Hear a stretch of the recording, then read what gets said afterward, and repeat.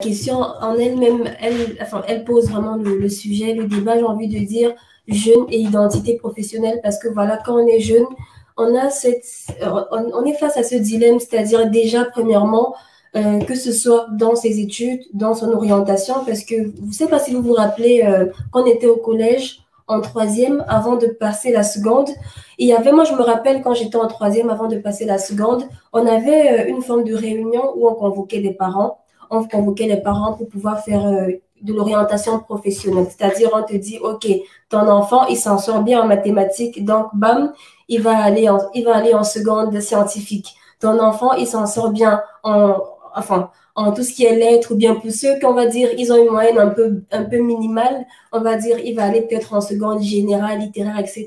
Donc, c'est pour dire en réalité que depuis qu'on est jeune, depuis notre bas âge, en fait, on a en fait une identité professionnelle qu'on nous a donnée. C'est-à-dire qu'on a d'abord l'identité professionnelle que l'école ou bien les parents nous ont inculquée. Après, on a une identité professionnelle qu'on construit avec les personnes qu'on côtoie. C'est-à-dire que même si on va dire que voilà, c'est professionnel, c'est pas forcément lié aux relations sociales, c'est d'abord identitaire, c'est-à-dire c'est d'abord lié à la personne, à l'individu. Qui est-ce que je veux devenir? Qu'est-ce que je veux représenter dans la société? Quel regard est-ce que je veux que les gens aient sur moi? Pour que je veux que les gens aient ce regard sur moi, il faut en fait que je sois quelqu'un. Pour que je sois quelqu'un, ça se définit d'abord par quoi? Par qu'est-ce que je suis, qu'est-ce que j'apporte, quelle valeur j'apporte. Dans la société aujourd'hui, dans la vie de tous les jours, on va te dire par exemple que tu es quelqu'un parce que voilà, tu as tel poste. T'es directeur, t'es manager ou bien t'es CEO. Les gens vont dire que tu es quelqu'un. D'autres vont te dire par exemple que tu es quelqu'un parce que voilà, tu as monté ton business, tu as développé ton entreprise, tu as lancé un projet, on va te dire, ah, lui, il est quelqu'un. D'autres, on va dire, par exemple, il a monté son église, on va te dire, c'est quelqu'un, il parle à des personnes, il parle à des gens.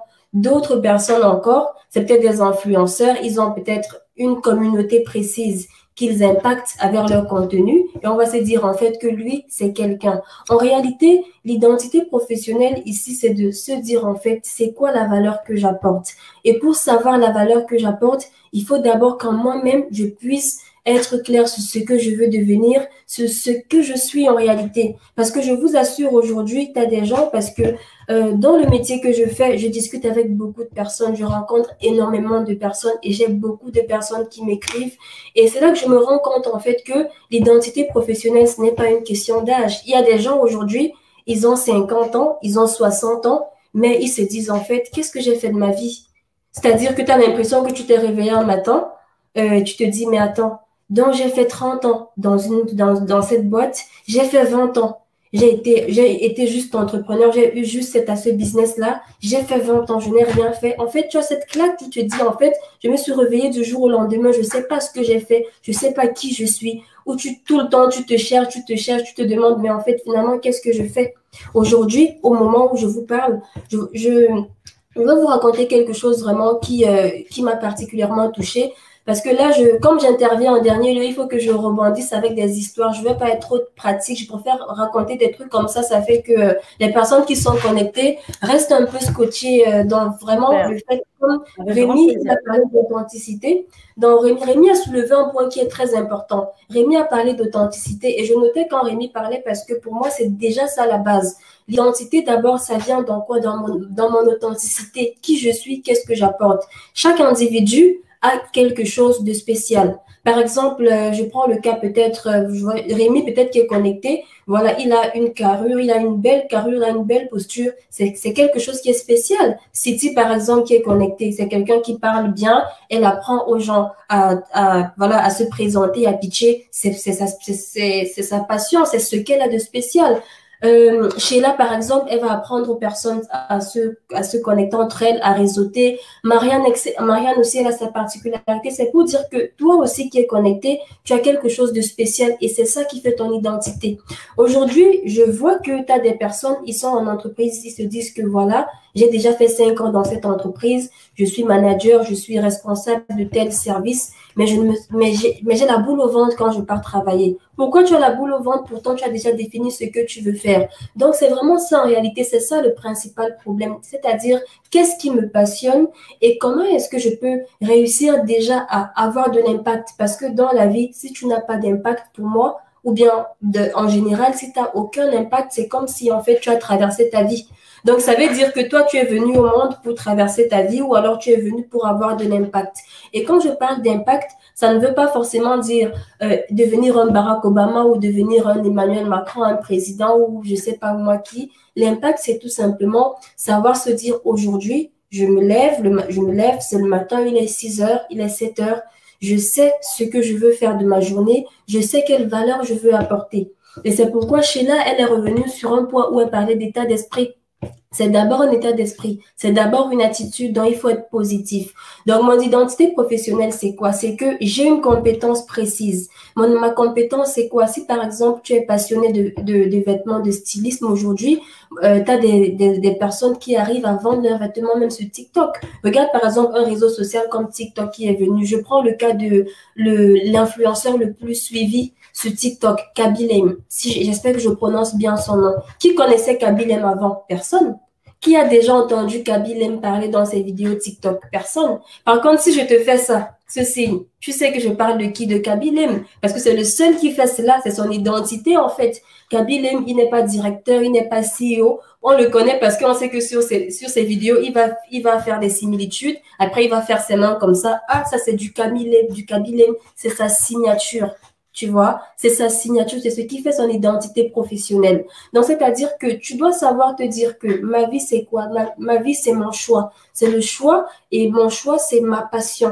Comment est-ce que ma passion, je la rentabilise? Pour rentabiliser ta passion aujourd'hui, on a la chance d'être sur le plus grand réseau social B2B, le plus grand réseau social des professionnels.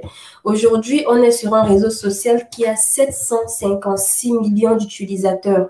Et à l'heure où je parle, peut-être qu'on va atteindre forcément les 800 millions dans une année ou peut-être le milliard dans 2-3 ans. Mais ça arrive bientôt. Donc, c'est le moment de se positionner.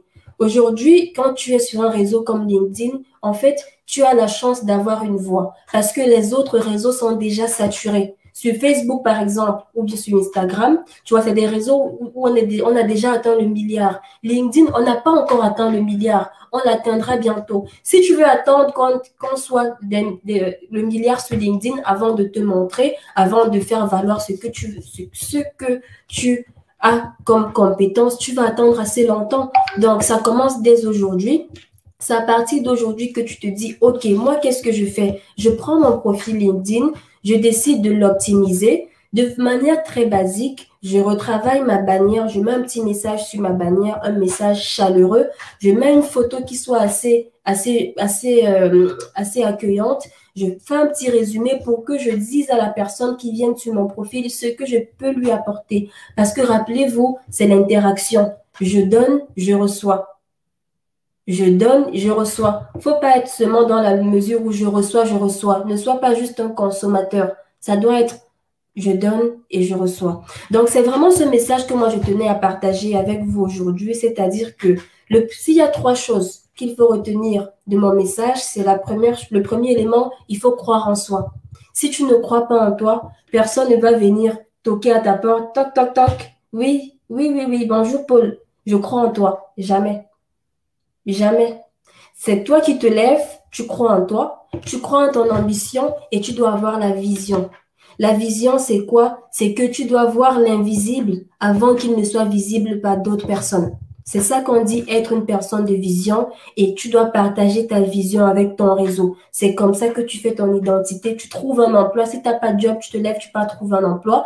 Sur LinkedIn aujourd'hui, je vous assure, aujourd'hui, on me met au défi. Même si j'arrête tout, disons, mon activité ne me rapporte plus rien, je vous promets, je vous modifie, je me lève la semaine prochaine, je trouve ce job en réalité parce que je sais comment m'y prendre. Et tu dois faire la même chose.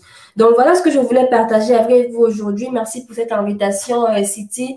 J'ai été très ravie aussi de partager ce moment avec vous, Rémi, Sheila, Marianne. Donc,